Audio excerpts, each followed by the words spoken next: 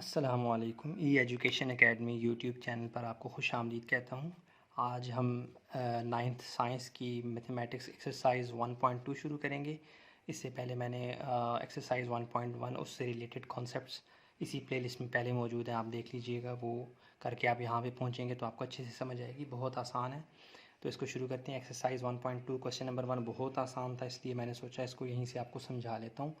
वो कह रहा जी आपने identify the following matrices as square matrix, row matrix and column matrix. यानी इन तीन तरह के मैट्रिसेस को आपने इनमें से निकाल के छांटी करना है। तो हम इस तरह करते हैं, स्क्वायर मैट्रिक्स की डेफिनेशन को समझ के फिर सब में से गुजरते हैं। जो जो स्क्वायर मैट्रिक्स होगा उसको हम जो है वो टिक करते चले जाएंगे, ठीक है। तो चलें शुरू करते हैं। आप देखें, स्क्वायर मैट्रिक्स कहते हैं वो वाला मैट्रिक्स जिसकी रोज़ और कॉलम सेम होते हैं, यानी कि number of rows is equal to number of columns. Rows किसे कहते हैं? हॉरिजेंटल लाइंस को। और वर्टिकल लाइंस को क्या कहते हैं? कॉलम। तो हम देखेंगे जिसमें रोज़ और कॉलम्स की तादाद एक जैसी होगी उसे हम कह देंगे वो स्क्वायर मैट्रिक्स है। इस स्क्वायर मैट्रिक्स को लेकर सब में से गुजरते हैं। अच्छा जी, ए पे आ जाएं। इसकी रोज़ कितनी है? 1 2। कॉलम कितने हैं? 1 2। तो ये क्या हो जाएगा? ये स्क्वायर मैट्रिक्स हो जाएगा, ठीक है। ए स्क्वायर मैट्रिक्स हो गया। आगे चलते हैं बी। तो बी में देखें कितनी रोज़ हैं? 1 2। कॉलम कितने हैं? 1 क्रॉस। ये तो स्क्वायर मैट्रिक्स नहीं। आगे चलते हैं सी। रोज़ कितनी है? 1 2। कॉलम कितने हैं? 1 2 3। कॉलम 3 रोज़ 2, तो ये भी नहीं है। आगे चलते हैं। इसमें रोज़ कितनी है? 1 2 3। कॉलम कितने हैं? 1 और 2। तो ये भी क्या है? स्क्वायर मैट्रिक्स नहीं है। आगे चलते हैं। इसमें रोज़ 1 है, कॉलम 1 2 3, ये भी नहीं है। आगे चलते हैं, एफ़ को देखते हैं। 1 2 3 रोज़, 1 2 3 कॉलम्स, 3 रोज़ 3 कॉलम्स, ये क्या है? ये भी स्क्वायर मैट्रिक्स है। अच्छा जी को देखते हैं। ये देखें सामने नज़र आ रहा है, एक रो है और कॉलम 4 है, ये भी नहीं है। आई को देखते हैं। रोज़ कितनी है? 1 2। कॉलम कितने हैं? 1 2। तो 2 और 2 कॉलम और रोज़ एक जैसी हैं, तो ये भी क्या हो जाएगा? स्क्वायर मैट्रिक्स हो जाएगा। ओ को देखते हैं। नल मैट्रिक्स है, यानी सब के सब एंट्री ज़ीरो हैं। 1 2 3 1 2 3 रोज़ और कॉलम सेम है, तो ये भी क्या है?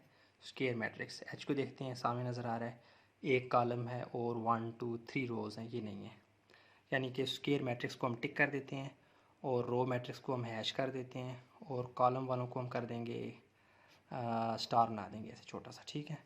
तो अब रो मैट्रिक्स किसे कहते हैं? नाम से ज़ाहिर है, जिसकी एक ही रो होती है।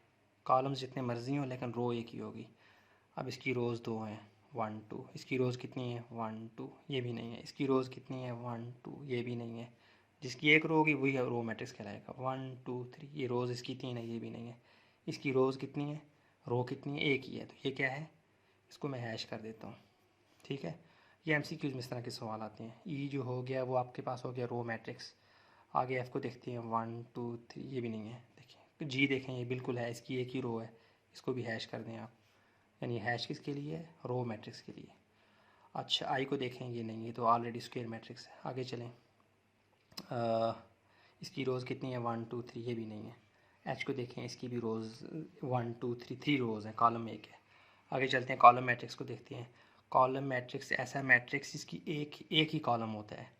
तो गुजरते हैं। ए का 2 कॉलम है, बी का एक कॉलम है, इसका मतलब है बी क्या है? Column matrix. इसको यहाँ पे स्टार बना देते हैं। सी के कितने कॉलम है? 1 2 3 क्रॉस, ये नहीं है। डी के कितने कॉलम है? 2, ये भी नहीं है। ई के कितने कॉलम है? 1 2 3, ये भी नहीं है। एफ़ के भी नहीं है, 3 कॉलम है। जी के भी नहीं है। आई भी देखें कॉलम मैट्रिक्स नहीं है, ओ भी नहीं है। एच क्या है? कॉलम मैट्रिक्स, एक कॉलम है इसका, तो ये क्या हो जाएगा? एच जो हो जाएगा वो कॉलम मैट्रिक्स हो जाएगा। क्वेश्चन नंबर 1 आपको उम्मीद करता हूँ समझ आ गई होगी। आगे चलते हैं क्वेश्चन नंबर 2 की जानिब। क्वेश्चन नंबर 2 बहुत आसान है, क्या? राइट डाउन, ऑर्डर लिखना है हमने इनका, ठीक है। तो इसको मैं पेज पे चला जाता हूँ। मैंने पहले से लिखा हुआ है कि अ मैट्रिक्स ऑफ ऑर्डर 3/2, उसने आपको रिटन फॉर्म में दिया हुआ है, आपने उसको मैथमेटिकल फॉर्म में लिख के उसको देना है। तो हम सोल्यूशन में जाएंगे। कोई भी मैट्रिक्स हमने बनाना है, एंट्रीज जो मर्जी हो, लेकिन उसकी रोज़ कितनी होनी चाहिए? ये रो को डिनोट करता है पेरेंट डिजिट, और 2 जो है ये किसको डिनोट करता है? कॉलम को। तो हम कोई भी मैट्रिक्स ले लेंगे, लेट्स सपोज ए ले लेता हूँ, इज़ इक्वल टू, मैट्रिक्स के लिए मैं ये स्क्वायर ब्रैकेट्स यूज़ करूँगा या बॉक्स ब्रैकेट्स। और रोज़ कितनी बनानी है मुझे? 3। अच्छा, रोज़ के लिए ना आपको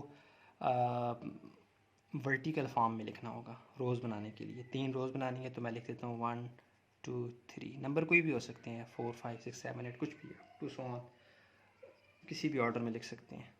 1 2 3 यानी कि आप इसको हॉरिजेंटली यानी 1 2 3, 3 रोज़ बन गई। अब कॉलम कितने बनाने हैं? 2।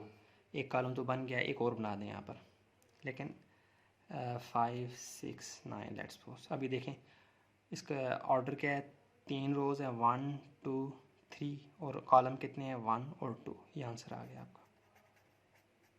अब सोल्यूशन में इसको जाके देखते हैं, इसमें कितनी रोज़ हैं, 3 रोज़ हैं और 3 ही कॉलम में, तो इसको बी मैट्रिक्स कह देते हैं।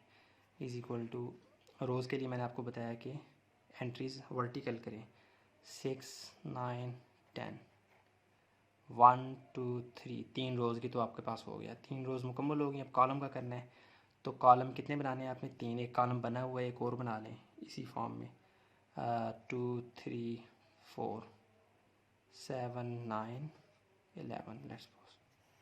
देखें 3 रोज़ और 3 ही कॉलम, ये भी इसका आंसर आ गया। कितना आसान था।